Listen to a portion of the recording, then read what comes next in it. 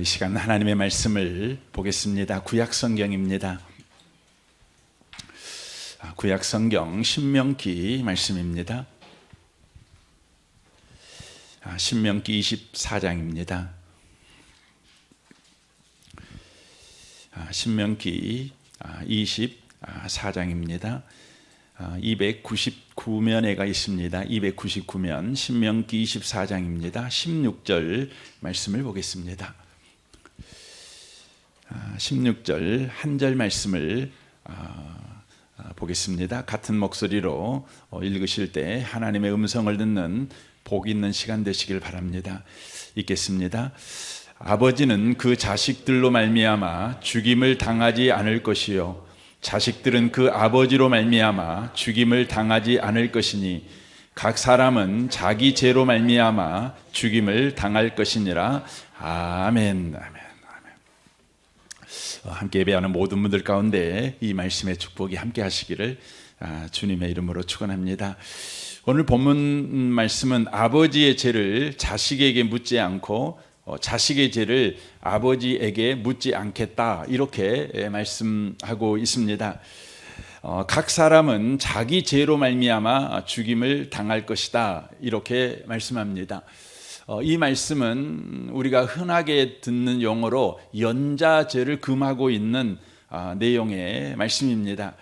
연자죄라는 말 여러분 분명히 들어보셨을 거란 생각이 듭니다. 연자죄는 죄인의 죄를 가족들에게도 묻는 바로 제도를 의미하는 것입니다. 과거 역사에서 흔히 우리가 볼 수 있는 것이 있는데 그게 바로 삼족을 멸한다, 또 구족을 멸한다, 이런 표현이 다 연자죄를 적용하여 친족들까지 함께 처형하는 것을 가르치는 것입니다. 여러분, 삼족을 멸한다고 할 때 삼족은 어디까지입니까? 삼족은 아버지, 본인, 자식을 중심으로 한 삼촌, 사촌, 조카까지 말하는 것입니다. 그러니까 굉장히 넓은 범위예요. 그러니까 본인을 중심으로 해서 아버지, 자식만 죽이는 것이 아니라 삼촌, 사촌, 조카까지 죽이는 것입니다.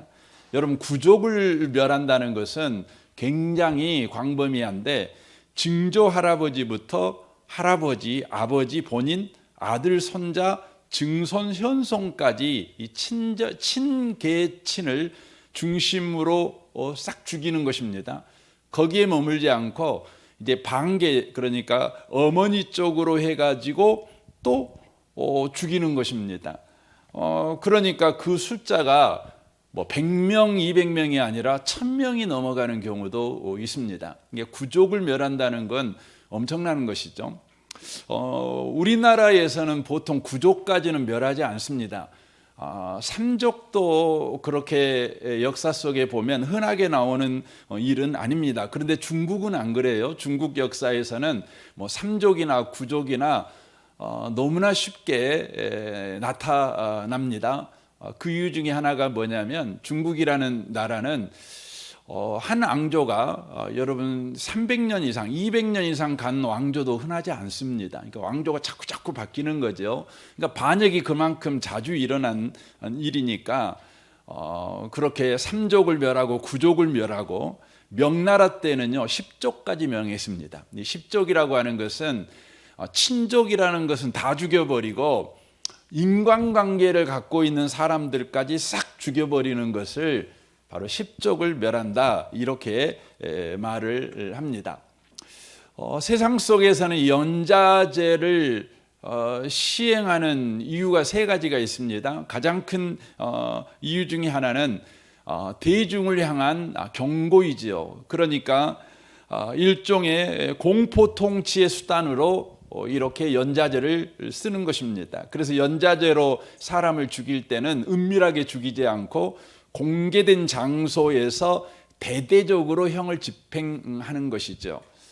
두 번째는 죄인에 대한 분노 때문에 그렇습니다. 그 사람, 나에게 가해를 가한 그 사람만 죽여가지고 성이 차지 않는 것입니다. 그러니까 그 가해자의 가족이나 친지, 지인까지 확대해서 바로 죽여버리는 이 보복 심리, 이것이 바로 연자제를 가능하게 하는 것이죠. 마지막 세 번째로는 바로 보복에 대한 두려움 때문에 그러는 것입니다. 살아남은 자들이 바로 보복을 할까봐, 보복할 수 있는 사람들은 애당초 다 죽여버리는 것이죠. 특별히 이 3족이나 9족이나 10족을 멸하는 이 법적인 장치는 이 동아시아, 그러니까 중국, 한국, 일본 유교 문화권에 있었던 것입니다. 왜냐하면 유교 문화권에서는 부모의 온수를 갚는 것은 자녀의 마땅한 바로 행위였기 때문에 그렇습니다. 부모의 온수를 갚지 않는 자식은 불효막심한 자식이죠. 그런 자식은 사람 도리를 하지 못한 자식이라는 문화가 여러분 있는 것이 유교 문화 아니겠습니까? 그런 까닭에 부모를 죽인 사람이 있다면 그 자식이 가만히 안 두겠죠. 그러니까 당연히 저 자식도 분명히 나에게 보복할 것이다. 그러니 이 자식까지 죽이는 거죠. 자식까지 죽여가지고 안심할 수 없으니까 손자까지 죽이는 것이죠. 손자까지 안심할 수 없으니까 어머니 쪽 뭐 삼촌이며 사촌이며 그냥 싹 죽여버리는 것입니다. 그래서 복수의 화근을 그냥 뿌리채 뽑아버리는 것이죠. 이것이 인간 세상 속에 있는 연자제, 누군가가 죄를 지었다면 그 죄를 가족들에게 묻는 바로 제도가 발달하게 된 이유인 것이죠. 대한민국은 여러분 갑오경장 때에 갑오경장이 일어났지 않습니까? 우리나라에 이제 개혁 운동이 일어났지 않습니까? 뭐 그것이 3일 천하로 끝났지만 그때에 여러분 연자제를 없애는 일이 있었습니다. 하지만 공식적으로 연자제를 없앤 것은, 법적으로 없앤 것은 5공학 때 없앴습니다. 5공학 그러면 그 전두환 시절 아닙니까? 그래서 헌법이 개정되면서 그렇게 없앴습니다. 그래서 헌법 제13조 3항에 보면 이런 문구가 있습니다. 모든 국민은 자기의 행위가 아닌 친족의 행위로 인하여 불이익한 처우를 받지 아니한다, 이렇게 되어져 있습니다. 그럼에도 불구하고 여러분 5공화국, 6공화국 계속해서 여러분 연자제가 시행됐던 것을 우리가 알 수가 있죠. 뭐 공무원 들어가려면 그렇고, 또 군인에서 장교로 또 임관하려면 뭐 그렇고, 뭐 검사로 임관하려면 뭐 친척까지 싹 훑어보는 거 아닙니까? 그래서 뭐 올부간 사람은 없는가, 사상범은 없는가, 뭐 이런 거 다 봐가지고 임용을 하냐 안 하냐 결정했던 것을 보게 되어집니다. 이렇게 일반 사회에서 이렇게 법적인 측면에서 연자제가 사실 지금은 없지요. 그럼에도 불구하고 저와 여러분의 삶에서는 연자제가 여전히 작동하고 있는 것을 보게 됩니다. 그러니까 우리의 삶의 문제에서 저와 여러분들이 연자제를 적용을 한다는 것입니다. 연자제를 적용한다는 것이죠. 특별히 저와 여러분의 복의 문제, 저주의 문제에서 연자제를 적용해서 자기의 삶을 바로 적용하시는 분들이 아주 많습니다. 오래전 신문이지만 전주에 사는 76세 되는 정시성을 가진 한 여인이 있었습니다. 이 여인이 아들을 대동하고 시아버지가 묻혀있는 묘를 갔습니다. 시아버지가 묻혀있는 묘가 전북 장수라는 곳에 있었습니다. 그래서 시아버지 묘를 파헤쳐 가지고 그 시아버지 유골을 이제 그 휘발유를 부어 가지고 싹 태워 가지고 화장해 가지고 다른 곳으로 이렇게 이장을 했습니다. 그런데 문제가 생겼어요. 갑자기 경찰이 들이닥쳐 가지고 체포하게 되었습니다. 체포하게 된 이유가 뭐냐면 시아버지 묘인 줄 알고 팠는데 그것이 시아버지 묘가 아니라 다른 사람의 묘였습니다. 그러니까 평상시 시아버지 묘회를 잘 안 갔던 분이시죠. 왜 그런 일이 있었냐면 아들이 사업을 하는데 사업이 아무리도 안 되는 겁니다. 안 되는 겁니다. 엎친 데 겹친적으로 집안에 여러 우환이 잇따르게 되었어요. 그래서 하도 심란해 가지고 무당을 찾아갔어요. 이 무당을 찾아갔더니 무당이 뭐라고 그랬냐면 조상묘를 잘못 써가지고 조상이 저주하고 있다고. 조상묘를 잘못 쓴 것 때문에 바로 조상이 저주했으니까 조상묘를 얼른 옮겨야 된다고. 그런 것입니다. 그래서 잘 안 가보던 시아버지 묘를 가서 이제 이장하려고 갔는데 엉뚱한 묘를 파가지고 그렇게 한 것이죠. 또 이런 일도 있죠. 2019년도에 한 여성 두 분이 한 미용실에 찾아왔습니다. 그리고는 주인에게 물끄러미 쳐다보더니 이렇게 말했어요. 당신 가게 앞에 조상의 업보가 많이 쌓여 있는 것이 보인다고 그랬습니다. 당시에 이 미용실 이 여주인은 생활고에 시달리고 있었고 우울증에 심하게 겪고 있는 상태였습니다. 그런데 이 신흥 종교단체 이 사람이 와갖고 말하는 것이 조상의 업보 때문에 당신에게 이런 경제적 어려움이 있고 우울증이 찾아왔다고. 당신의 이 조상의 업보를 없애기 위해서는 조상에게 제사를 잘 올려드려야 된다고. 그러기 위해서는 돈 내놓으라고 그랬어요. 뭐 돈이 대수겠습니까?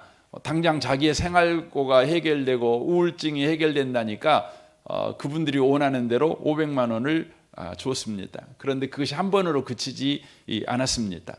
이후에 계속해서 찾아와서 조상에게 치성을 드려야 된다고 돈을 요구했는데 자그만치 5천만 원이 넘는 돈을 가져가게 되었습니다. 여러분, 제가 이렇게 말씀을 드릴 때 여러분 가운데 비웃는 분도 계실란가 몰라요. 이거 정신없는 사람들 이러는가 모르겠어요. 그런데 저와 여러분들의 심령 속에, 특별히 우리는 대한민국 사람, 한민족의 피가 흐르는 사람들이잖아요. 이 한민족의 피가 흐르는 사람들 심령 속에 흐르는 종교심이 뭔지 아십니까? 바로 조상 탓하는 것입니다. 그러니까 조상의 덕으로 내가 잘 살아. 그리고 조상이 잘못해서 내가 저주받고 있어. 이 심리, 이 종교 심리가 우리의 심령 속에 흐르고 있다는 것입니다. 여러분이 기독교인이라고 할지라도요, 여러분들에게 우환이 연속으로 오면 여러분도요 흔들리게 돼 있어요. 흔들리게 돼 있어요. 누군가가 찾아와 가지고 조상 잘 섬겨야 돼. 묘 옮겨. 뭐 이런 이야기 하면, 혹은 당신 아버지가 그렇게 살았으니까 당신이 그런 벌 받았어. 그러니 당신에게 아버지로부터 내려오는 그 저주 끊기 위해서 이런 행동해야 돼라고 말을 하면 여러분 귀가 쏠깃하게 되어져 있다고 하는 것이죠. 여러분, 우리 한국 교회에 몇 해 전에 굉장한 인기를 끌었던 책이 있잖아요. 가하게 흐르는 저주를 끊어라, 이런 책이 있었지 않습니까? 가하게 흐르는 저주를 끊어야 한다는 것이죠. 아버지의 죄, 또 조상, 우리가 모르는 조상의 죄가 우리에게 현재 영향을 끼쳐서 우리의 삶이 저주에 묶여 있다는 것이죠. 그걸 풀어야 된다는 것이죠. 그 책이 가르치는 게 그것이거든요. 그러니까 조상의 죄가 후손의 운명을 좌우한다는 것입니다. 오늘 성경은 그 부분에 대하여 이렇게 이야기를 하는 것입니다. 16절 보십시오. 아버지는 그 자식들로 말미암아 죽임을 당하지 않을 것이며 자식들은 그 아버지로 말미암아 죽임을 당하지 않을 것이니 각 사람은 자기 죄로 말미암아 죽임을 당할 것이니라 라고 말씀합니다. 이게 무슨 말씀입니까? 이 말씀의 행위는요, 조상의 죄가 우리의 운명을 결정하지 못한다. 우리에게 저주를 가져오지 못한다. 지금 이야기를 하는 것이에요. 반대로 자식의 잘못이 부모에게 저주를 가져다 준다. 이건 잘못된 것이다. 이걸 지금 이야기하는 것입니다. 각 사람은 자기 죄 때문에 죽음을 당한다. 지금 성경이 말씀하고 있다는 것이죠. 부모 죄 때문에 내 인생이 요 모양 요 꼴이라는 말은 합당하지 않다. 지금 성경이 지금 이야기를 하고 있다고 하는 것입니다. 이 밤에 오신 여러분들 가운데 혹시 여러분의 삶에 요즘 어려움이 있는 이유를 혹시 우리 조상이 예수 안 믿고 살아서 그래, 우리 조상이 나를 위해서 기도 하나도 안 해주고, 부모가 나를 위해 기도해 준 건 하나도 없고, 맨 전라도 험한 욕, 썩을 놈이라고 맨날 욕만 했었고, 그래가지고 내 인생이 요 모양 됐어 라고 생각하는 분이 계신다면, 그것은 여러분이 한민족의 피를 물려받은 샤머니즘의 종교심을 가지고 있는 것이지, 그건 성경적인 신앙을 갖고 있는 건 아닙니다. 성경적인 것은요, 너의 현재의 삶과 조상의 잘못은 아무 상관없다는 거예요. 아무 상관없다는 거예요. 더 나아가 네 자식이 요즘 엉망진창인 것은 네가 죄짓고 살아서 그래 라는 것과 아무 상관없다는 거예요. 아버지의 인생은 아버지 인생이고 자식 인생은 자식 인생이라는 거예요. 이 이야기를 하는 것입니다. 에스겔 18장 1절을 보겠습니다. 또 여호와의 말씀이 내게 임하여 이르시되 너희가 이스라엘 땅에 관한 속담에 이르기를 아버지가 신포도를 먹었으므로 그의 아들의 이가 시다고 하면 어찌 됨이냐라고 말합니다. 조상들이 잘못해서 조상들이 신포도주를 먹으니까 그의 아들들이 이가 시다. 이건 당시에 이스라엘 사람들이 쓰던 속담이거든요. 근데 이 속담은 맞지 않다. 지금 성경이 이야기하고 있는 겁니다. 왜 이들이 이 속담을 썼냐면, 이 에스겔서는 어떤 배경이냐면 이스라엘 민족이 바로 바벨론 포로로 끌려간 것을 배경으로 하고 있습니다. 그러니까 이스라엘 백성들이 바벨론 포로로 끌려간 이유를 조상들이 잘못해가지고 우리가 바벨론 포로로 이 고생하고 있다고 지금 말하고 있다는 것이죠. 근데 그 말은 합당하지 않다. 조상 탓이 아니라 니들 잘못 때문에 니들이 지금 포로가 된 거야, 이 이야기를 하는 것입니다. 그래서 3절을 계속해서 봐보십시오. 주 여호와의 말씀이니라. 내가 나의 삶을 두고 맹세하노니 너희가 이스라엘 가운데에는 다시는 이 속담을 쓰지 못하게 되리라. 모든 영혼이 다 내게 속한지라. 아버지의 영혼이 내게 속함같이 그의 아들의 영혼도 내게 속하였나니 범죄하는 그 영혼은 죽으리라 라고 되어 있습니다. 아버지의 영혼도 하나님께 속하고 아들의 영혼도 하나님께 속했다는 말은 각각 1대1로 하나님과 관계한다, 이렇게 말한다는 거죠. 하나님은 언제나 그 사람과만 관계하지 그 사람의 주변 사람으로 인하여 그 사람을 책망하거나 저주하거나 화를 내시는 분은 아니라는 것입니다. 하나님은 1대1로 그 사람하고만 관계를 하시는 분이라는 겁니다. 그 사람하고만. 실제 일을 보여줍니다. 10절 보겠습니다. 가령 그가 아들을 낳았다 하자 그 아들이 이 모든 선은 하나도 행하지 아니하고 이 죄악 중 하나를 범하여 강포하거나 살인하거나 산 위에서 재물을 먹거나 이웃의 아내를 더럽히거나 가난하고 궁핍한 자를 학대하거나 강탈하거나 빚진 자의 저당물을 돌려주지 아니하거나 우상에게 눈을 들거나 가증한 일을 행하거나 별일을 위하여 꾸어주거나 이자를 받거나 할진대 그가 살겠느냐? 결코 살지 못하리니 이 모든 가증한 일을 행하였은즉 반드시 죽을지라 자기의 피가 자기에게로 돌아가리라 라고 말씀합니다. 어떤 분이 아들을 낳았어요. 근데 그 아들이 잘못을 했어요. 그러면 그 아들의 잘못은 아들에게 바로 벌이 내리는 것으로 한정된다. 지금 이 이야기를 바로 하고 있다고 하는 것이죠. 자식 때문에 아버지가 벌을 받거나 아버지 때문에 자식이 벌을 받는 일은 없다는 거예요. 다 각자의 책임이라는 것이에요. 이걸 이야기를 하는 것입니다. 어느 의학 드라마에 한 소아과 의사가 나옵니다. 이 소아과 의사는요, 의사로서는 나무랄 것이 없는 참 좋은 소아과 의사였습니다. 아이들에게 정말 친절했고 또 헌신적으로 아이들의 질병을 고쳐주는 좋은 의사였습니다. 그러나 이분에게는 문제가 있었어요. 어떤 문제가 있었냐면 사생활이 정말 엉망진창이었습니다. 특별히 여자 문제가 그랬습니다.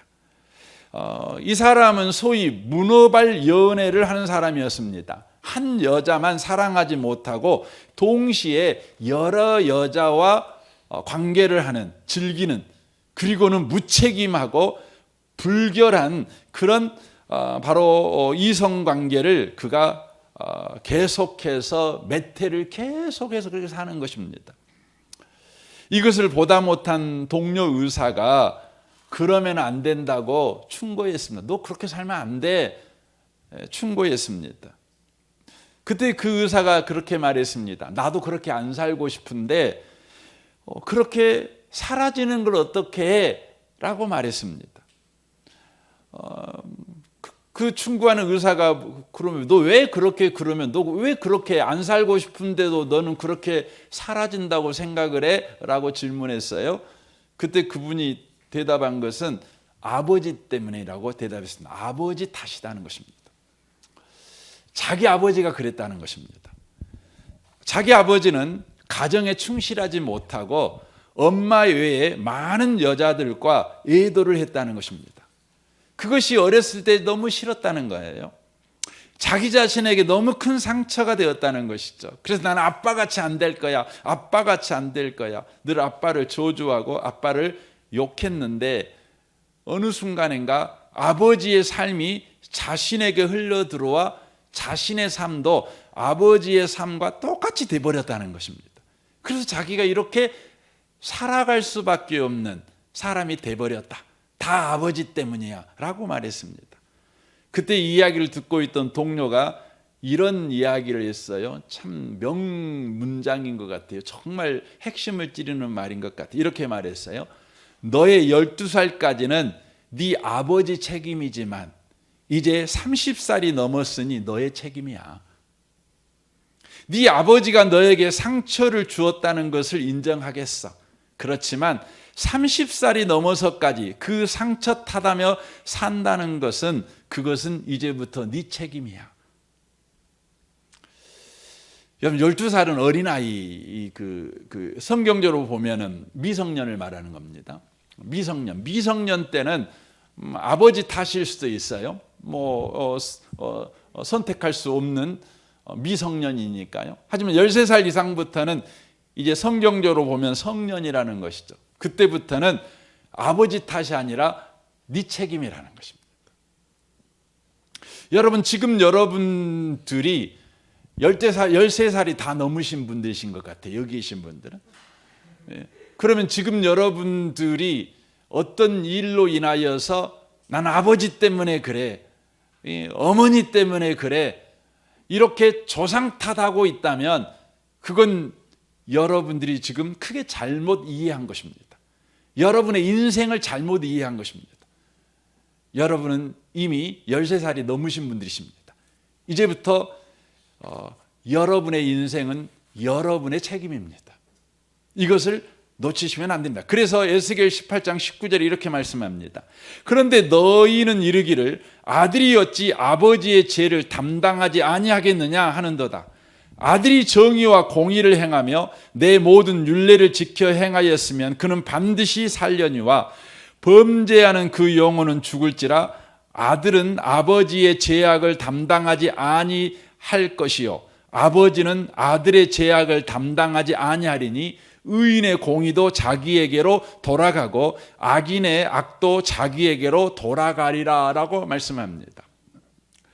자식이 아버지의 죄를 감당할 수 없듯이 아버지도 자식의 죄를 감당할 수 없다는 거예요. 그러니까 아버지는 아버지의 인생을 살아야 되고 자식은 자식의 인생을 살아야 된다는 것이죠. 아버지도 하나님 앞에서 바로 아버지의 인생을 살아야 되고 아들도 하나님 앞에서 아버지의 인생을 살아야 된다는 것입니다. 그래서 21절에 이렇게 말합니다. 그러나 악인이 만일 그가 행한 모든 죄에서 돌이켜 떠나 내 모든 율례를 지키고 정의와 공의를 행하면 반드시 살고 죽지 아니할 것이라. 그 범죄한 것이 하나도 기억함이 되지 아니하리니 그가 행한 공의로 살리라 라고 되어 있습니다. 돌이켜 떠나 라고 되어 있죠. 누가 돌이켜 떠나야 되는 것입니까? 자식을 위해서 아버지가요? 아버지를 위해서 자식이요? 아니에요. 자식은 자식 자신의 삶을 위해, 아버지는 아버지 자신의 삶을 위해 자신이 돌이켜야 된다는 것이에요. 자신이 자기 자신의 인생을 이하여 하나님 앞에 바로 바른 인생으로 돌이키는 삶을 자기 자신이 살아야 된다는 거예요. 부모의 착한 행실이 자녀의 삶을 구원하지 못한다는 것이죠. 자식의 옳은 삶이 부모의 바로 삶 또한 구원하지 못한다는 것입니다. 사람이 사람을 구원하지 못한다는 것입니다. 사람을 구원하는 것은 오직 하나님만 하실 수 있는 것입니다. 아버지가 아무리 자식을 사랑해도 자식의 죄를 짊어지고 십자가에 죽는다고 한들 자식의 죄가 사함받을 수 없습니다. 아버지를 아무리 존경한다고 해서 아버지의 죄를 짊어지고 자식이 십자가에 죽는다고 한들 아버지의 죄를 바로 해결할 방법은 나오지 않는다는 것입니다. 사람은 사람을 구원하지 못합니다. 오직 하나님만 사람을 구원하실 수 있습니다. 그래서 이스라엘 역사를 여러분 보시면 참 의아한 역사가 참 많습니다. 저는 개인적으로 참 의아한 것이 뭐냐면 모세의 자식들은 여러분 훌륭한 자식들이 아니었어요. 여러분 모세가 얼마나 훌륭합니까? 그러면 모세의 자식이 훌륭해야 되잖아요. 그렇죠? 여러분 사무엘이 얼마나 훌륭합니까? 근데 사무엘의 자식들은 훌륭하지 않았습니다. 여러분 다윗이 얼마나 훌륭합니까? 하지만 다윗의 자식들은요 한결같이 개차반들이었습니다. 마지막 하나 남은 아들이 하나 있잖아요. 솔로몬. 처음에는 괜찮았지만 그도 우상 숭배자가 되어버렸습니다. 여러분 우리는 히스기야를 잘 알잖아요. 근데 여러분 히스기야가 누구 아들입니까? 여러분 악한 왕 아하스의 왕입니다. 여러분 악한 왕 아하스가 여러분 자식을 여러분 낳았다면 어떤 자식을 낳아야 되죠? 악한 자식을 낳아야 되잖아요. 근데 신기하게요, 여러분 선한 왕을 낳습니다. 근데요, 이 선한 히스기야 왕을 통해 여러분 또 누가 나왔습니까? 우리는 선한 왕이 나올 것 같잖아요. 그런데요, 므낫세가 나왔습니다. 악한 왕이 나왔습니다. 여러분 이건 뭘 가르쳐주고 있나요? 다윗이 아무리 잘 살아도, 아버지가 아무리 잘 살아도요 자식을 구원하지 못해요. 자식을 구원하는 것은요 누구예요? 하나님이에요.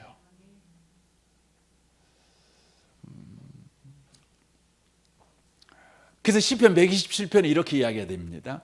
여호와께서 집을 세우지 아니하시면, 그렇죠? 세우는 자의 수고가 헛되대요. 여러분 이 말씀 아멘 하십니까? 여러분 여호와께서 집을 세우지 아니하시면 세우는 자의 수고가 헛되대요. 여기 세우는 자가 누굴까요? 아버지 어머니일 수 있겠죠. 여기서 집이라고 하는 것은 건축물을 의미하는 게 아니지 않습니까? 자식을 의미할 수도 있겠죠. 여러분 아버지들이 어머니들이 특별히 예수 잘 믿는 아버지 어머니, 저는 목사입니다. 제 아내는 사모고요. 여기 장로님들도 계시고 권사님들도 계신다면 여러분들이 가지고 있는 소원이 뭐겠어요? 자식들 똑바로 키우는 거 아니겠습니까? 그렇죠. 정말 예수 잘 믿고 그래서 여러분 얼마나 여러분 자식들을 세우기 위해서 수고하십니까? 여러분 수고 안 하신 분도 없을 거예요. 적어도 예수 믿는다는 분이 자식을 예수 믿게 하는 일에 헌신하지 않는다. 그러면 이건 참 말이 안 되잖아요. 얼마나 헌신합니까? 근데 성경은 우리에게 놀라운 이야기를 해요. 네가 아무리 네 자식을 예수 믿게 하려고 수고해도 네 수고는 헛되다는 거예요. 누구만 자식을 예수 믿게 할 수 있다는 거죠? 여호와만요. 하나님만요. 그러니까 여러분 부모된 분들이 자식 예수 믿게 하려면 부모들이 뭐 해야 된다는 거죠? 자식을 예수 믿게 하려고 들들 볶을 일이 아니고 하나님 앞에 나가야 된다는 거예요. 하나님 앞에 나가야 된다는 거예요. 이게 굉장히 중요한 이야기입니다. 하나님 앞에 나가야 된다는 거죠. 이것은 하나님 앞에 엎드려 기도한다는 것을 의미하기도 합니다. 하지만 더 중요한 것이 있어요. 당연히 기도해야죠. 더 중요한 것이 있습니다. 출애굽기 20장 4절을 보겠습니다. 너를 위하여 새긴 우상을 만들지 말고 위로 하늘에 있는 것이나 아래로 땅에 있는 것이나 땅 아래 물속에 있는 것에 어떤 형상도 만들지 말며 그것들에게 절하지 말며 그것들을 섬기지 말라. 나 내 하나님 여호와는 질투하는 하나님인즉 나를 미워하는 자의 죄를 갚되 아버지로부터 아들에게까지 3, 4대까지 이르게 하거니와 나를 사랑하고 내 계명을 지키는 자에게는 1000대까지 은혜를 베푸느니라. 이렇게 말씀하셔요. 여기에 보면 우리 오늘 읽은 신명기 24장 16절 말씀과 이렇게 충돌하는 말씀같이 느껴져요. 아버지의 죄가 자식에게 안 흘러간다. 아버지 인생은 아버지 인생이고 자식 인생은 자식 인생이야. 이렇게 신명기 24장 16절에서는 이야기를 했다고요. 그런데 이 출애굽기 20장에서는 뭐라고 말합니까? 아버지로부터 아들에게로 3, 4대까지 이른다. 이렇게 되어 있다고요. 3, 4대까지. 그럼 이 말씀이 무슨 의미의 말일까요? 3, 4대까지 이른다. 이 말이 어떤 의미일까요? 아버지의 잘못이 아들에게 흘러간다는 말이 아니라 아버지의 삶의 방식이 자녀들에게 영향을 끼친다. 이 이야기입니다. 영향을 끼친다는 거예요. 그러니까 아버지의 삶이 자녀들에게 영향을 끼친다는 이야기예요. 그러니까 아버지가 잘못 살면 아버지가 받은 저주가 자식에게 흘러간다. 이 말이 아니고 혹은 아버지가 잘 살면 자동적으로 내 자식이 예수 잘 믿고 복 받고 산다. 이 말이 아니라 아버지가 여기 6절에 되어 있는 것 같이 하나님을 사랑하고 하나님의 말씀을 지키며 살아가는 삶을 살아가면 그것의 영향을 자녀들이 받아서 그들도 하나님의 사람이 될 가능성이 많다는 거예요. 하지만 아버지가 말씀대로 안 살아요. 그냥 예수를 믿어도 복 받는 것이 다예요. 그거에는 생각이 없어요. 그래서 복 준다 그러면 뭔 짓인지 다 하지만 하나님의 말씀을 따라 살아가는 사람다운 삶을 살아가는 데에는 관심이 없어요. 그러면 자식들이요 우리를 보고요 그 영향을 받는다는 것이죠. 제가 최근에 목사님들에게 꽤 영향력 있는, 저도 그 목사님을 참 좋아하고 참 본받고 싶은 목사님이신데 제가 이름 밝히기는 좀 그렇고요. 굉장히 유명한 목사님, 목사님들 사이에서는 굉장히 유명한 목사님이십니다. 근데 그분이 이렇게 간증하는 걸 제가 들었어요. 깜짝 놀랐어요. 저는 그분한테 그런 일이 있는 줄 모르고, 저는 그분은 너무너무 제가 본받고 싶은 분이시기 때문에 정말 모든 부분에 완벽하신 분인 줄 알았거든요. 근데 그분이 나와가지고 자기 자식들 이야기를 하시더라고요. 자기는 딸이 셋이 있대요. 셋이 있대요. 근데 첫째 딸은요, 정말 신실하대요. 예, 정말 신실하대요. 정말 자기가 목사지만 목사처럼 신실했대요. 근데 둘째, 셋째는 안 그래요. 둘째, 셋째는 얼마나 심각하냐면, 이제 셋째 딸은 다음에 시간 되면 이야기하기로 하고, 둘째 딸만 이야기하면, 둘째 딸은 이 아버지가 자녀를 향해서 저 자식 때문에 목회 더 이상 못하겠다. 설교하러 올라가면 성도들이 막 말하는 소리가, 너나 잘해라, 이런 소리가 들리는 거예요. 네 자식 하나 제대로 못 키우면서 뭔 설교한다고, 이 소리가 막 귀에 들리는 거죠. 애한테 교회 오라는 소리를 안 해요. 왜냐하면 안 올 거니까. 이미 그런 것은 기대도 안 해요. 기대하는 건 뭐냐면, 애가 제발 중학생인데 애나 배 갖고 안 왔으면 좋겠다. 그런 생각을 갖고 있을 정도예요. 여러분 어느 정도인지 여러분 아시겠죠? 어느 정도인지. 너무 심각한 거죠. 그래서 걔가 괴물같이 보였대요. 너무너무 싫었어요, 걔가. 걔만 없으면 목회를 잘하겠는데, 걔만 없으면 행복하겠는데, 너무너무 미웠대요. 너무너무 미웠대요.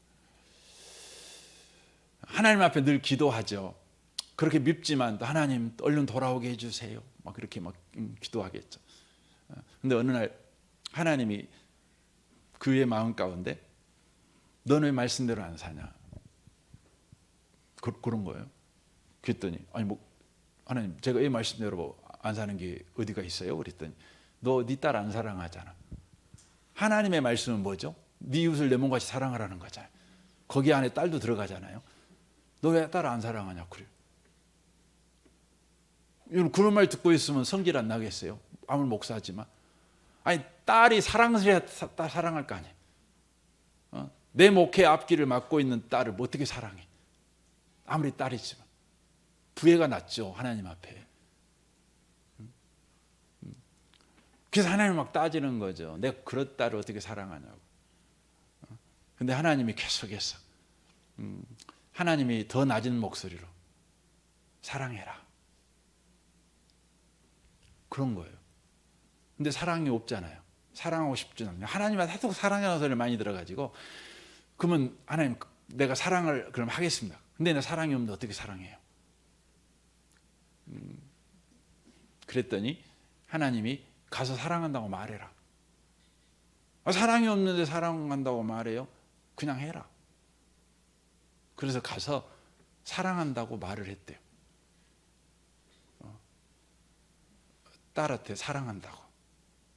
그렇게 말할 때요, 정말 자기 몸에서 그 닭살이 돋아가지고 죽는 줄 알았대요. 자기는 기도 엄청 해가고 딸에게 사랑한다 이렇게 말을 했으면 딸은 어떻게 반응해야 되죠? 딸이 감동해하고, 와, 아빠가 나를 사랑해요, 고마워요, 이렇게 반응해야 되는데, 딸이 뭐라고 했냐면 가증하다고. 세상에서 제일 꼴보기 싫은 사람이 당신인데 얼른 나가라고. 그런 거예요. 여러분, 사랑, 하나님 말씀에 순종하면요, 꽃길이 열리는 게 아닙니다. 굉장하죠. 그래가지고 그랬는데 내일 가기 싫죠. 내가 사랑한다고 하면은 상대가 이렇게 반응이 좋아야 되는데, 정말 너무 힘들잖아요. 그런데도 하나님이 또 가라는 게, 또 갔어요. 그렇게 정말 그 십자가, 내 온대로 마옵시고 아버지 뜻대로 되기를 원합니다라는 심정으로 3년 동안 매일 아침에 가서 사랑한다, 사랑한다 그랬대요. 근데요, 놀라운 변화가 일어났어요. 어떤 변화냐면, 갑자기요, 학교 간 딸이 보고 싶더래요. 이 목사님 안에 하나님의 사랑이 부어지기 시작한 거예요. 막혔던 사랑이 부어지기 시작한 거예요. 그리고 이 아이가 고3이 된 어느 날 아빠한테 문자를 보낸 거예요. 세상에서 가장 사랑하고 존경하는 아버지에게, 이렇게 답장이 왔대요. 얼마나 놀랍습니까? 그리고 이 아이가 교육이 시작했어요. 교육이라는 소리를 해본 적도 없는데 교육이 시작했어요. 그리고 고3 시험을 봤는데 이 아이가 공부를 했겠어요? 안 했겠죠. 근데 이 아이가 서울대에 합격했어요. 얼마나 놀랐습니까? 어떻게 합격했냐면 그 농어촌 특례가 있잖아요.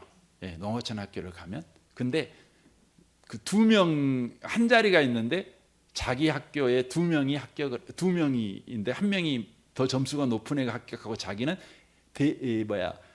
뭐라 그러죠? 예비로 합격을 한 거죠. 근데 걔가 만약에 다른 학교로 옮겨가면 자기 합격하는 거죠. 얼마나 기도했는지 모른대요. 근데 정말 옮겨가고 걔가 합격했어요. 그래갖고 영어과를 갔는데 그 서울대는 좀 남쪽에 있는 서울대, 그 남서울대학교라고 예, 거기에 합격했대요. 예, 그래갖고 지금은요 30살이 약간 넘었는데 사모님이 됐대요. 예, 본인 교회에 부목사님이 오셨는데 부목사님하고 눈 맞아가지고 예, 하고 지금 미국에 있다고 네, 그런 간증을 들었어요. 저는 그 간증을 들으면서요, 뭘 해야 되는지를 알게 됐어요. 내가 기도 많이 해가지고 얘가 변화되는 게 아니구나. 얘한테 영향을 끼칠 수 있는 건 뭐냐면 내가 예수 믿는 자로서 살아가는 거예요. 내가 하나님 말씀에 순종하며 사는 거예요.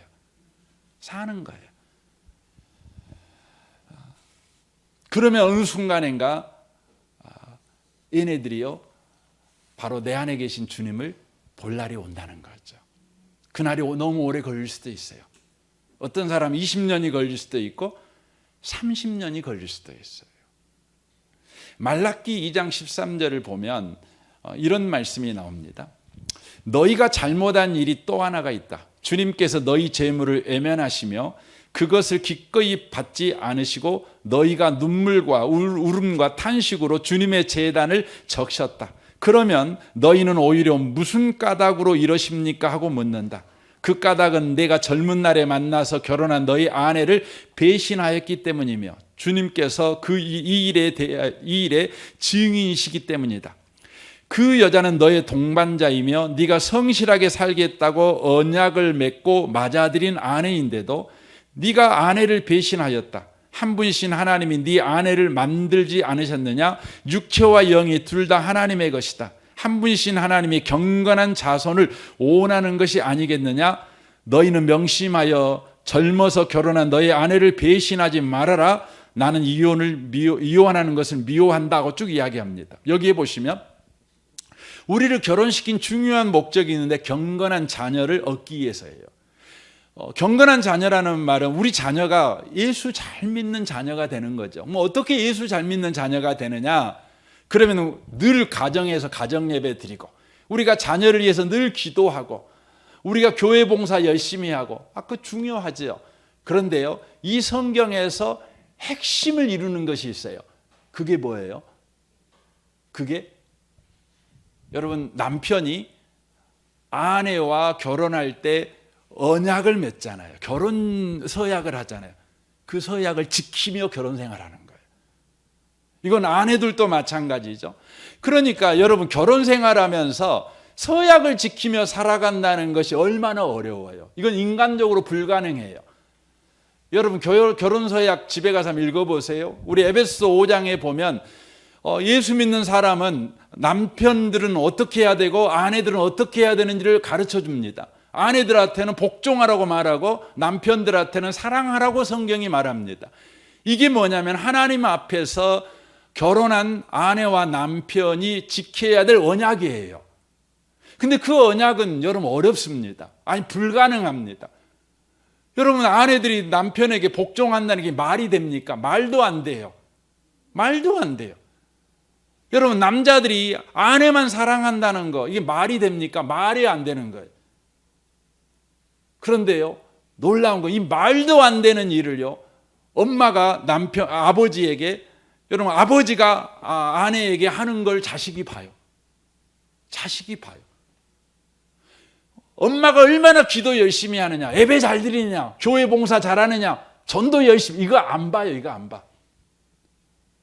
얼마나 성경 읽기를 잘하느냐, 성경 쓰기까지 하냐, 이거 안 봐요.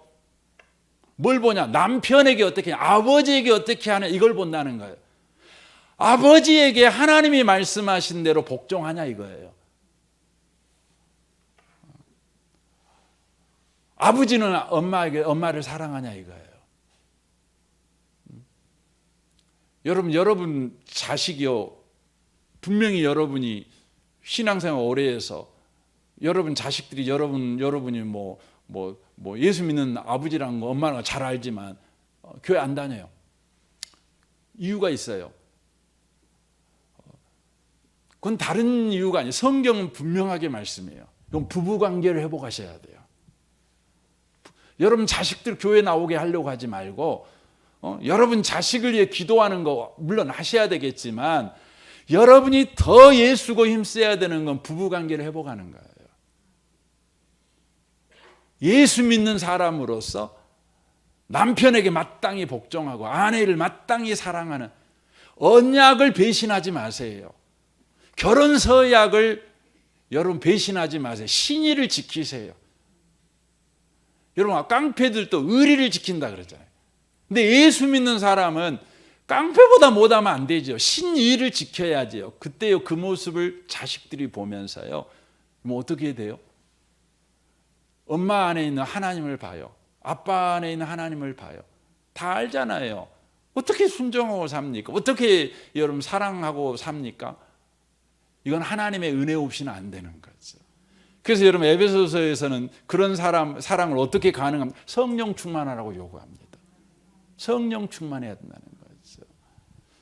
여러분 자식은 자식의 인생을 사는 거예요. 여러분 자식이 뭐 엉망진창으로 산다 그래갖고 내 죄야 이렇게 여러분 하라는 말이 아니에요. 내가 죄 잘못 살아갖고 내 자식이 저주받고 이런 여러분 정죄감 가질 필요는 없어요. 하지만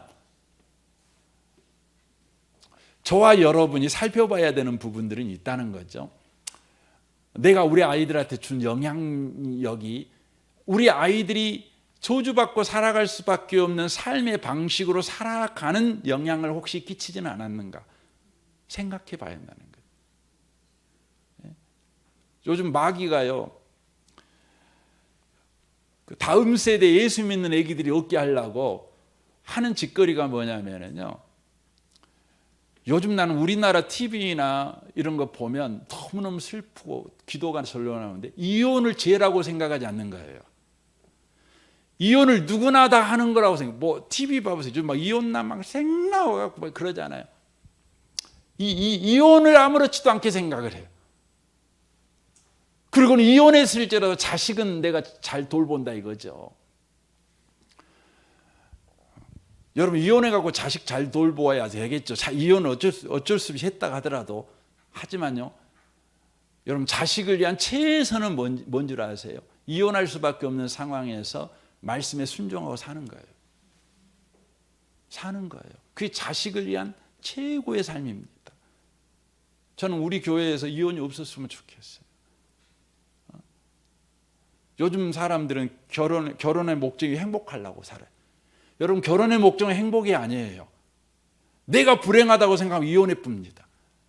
아니에요. 여러분 결혼의 목적은 뭐냐면요, 오늘 성경에 경건의 자녀를 얻는 데 있어요. 더 나아가서 내가 사람다운 사람 되려고 결혼하는 거예요. 결혼하기 전에는 여러분 사람이 아니거든요.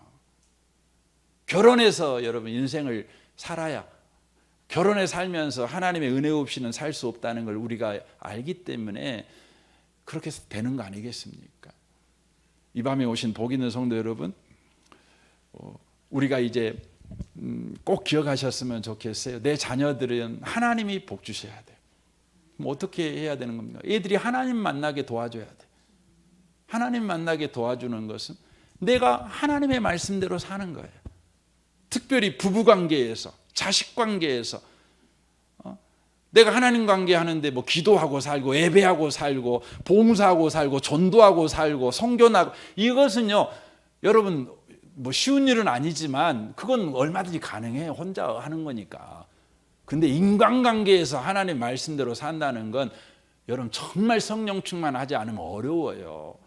여러분 예배 드릴 때 성령 안 충만해도요, 그냥 예배 다 잘 드리고 그럽니다. 기도도요, 성령 안 충만해도 다 기도 잘 합니다. 근데 부부관계는 성령 안 충만하면 안 돼요. 엉덩이 뿔난 자식들을 어떻게 하나님의 사랑으로 대합니까? 어렵습니다. 이게 성령 충만해야 되는 거죠. 그때 자식들은 우리를 통해 하나님을 보게 된다는 것이죠. 여러분, 이 밤에 오신 복 있는 분들에게 이 은혜가 바로 충만하시기를 주님의 이름으로 축원합니다. 아멘. 우리 같이 기도하겠습니다. 오늘 말씀을 우리 생각하면서 이 밤에 기도하시면 좋겠습니다. 우리가 예수 믿는다는 것은 사실 관계를 통해서 입증하는 것입니다. 사랑 관계를 통해서, 참 우리를 불편하게 하는 사랑 관계에서, 우리를 힘들게 하는 사랑 관계에서, 우리를 괴롭게 하는 사랑 관계에서 우리가 믿는 자의 삶을 내 이웃에게 보여줄 수 있는 겁니다. 특별히 자녀에게 보여줄 수 있는 것입니다. 주님, 우리 자녀들이 예수님 보기를 원합니다. 나를 통해 예수님 보기를 원하는데, 이를 위해서 주님, 우리가 모든 관계에서 말씀에 순종할 수 있도록 주님, 우리에게 은혜를 주십시오. 성령 충만 주십시오. 남편에게 복종하게 하시고, 아내를 사랑하게 하시고, 자식을 사랑하는 자 되게 해 주십시오. 우리 같이 이 시간 기도했으면 좋겠습니다. 기도하겠습니다. 오 하나님 아버지, 감사합니다. 주님, 우리는 오늘 말씀을 통해서 우리가 잘하면 자식들이 자동으로 복을 받는 것이 아님을 알게 하셔서 감사합니다. 우리 인생은 우리가 살아가는 것이고 자식 인생은 자식들이 살아가는 것임을 알게 하셨습니다. 다만 부모의 인생이 자식들에게 영향을 끼친다는 것에 관한 말씀을 하셨습니다. 그 영향력은 자식들이 하나님을 바라보도록, 하나님을 생각하도록, 하나님 앞에 나아오도록 그 영향력을 끼치는 것입니다. 그것을 위해서 주님, 우리가 모든 인간관계에서 말씀에 순종하는 삶을 살아가기를 원합니다. 무엇보다 부부관계에서 실패하지 않는 자가 되기를 원합니다. 이 일을 위해 성령 충만을 구합니다. 주여 은혜를 주십시오.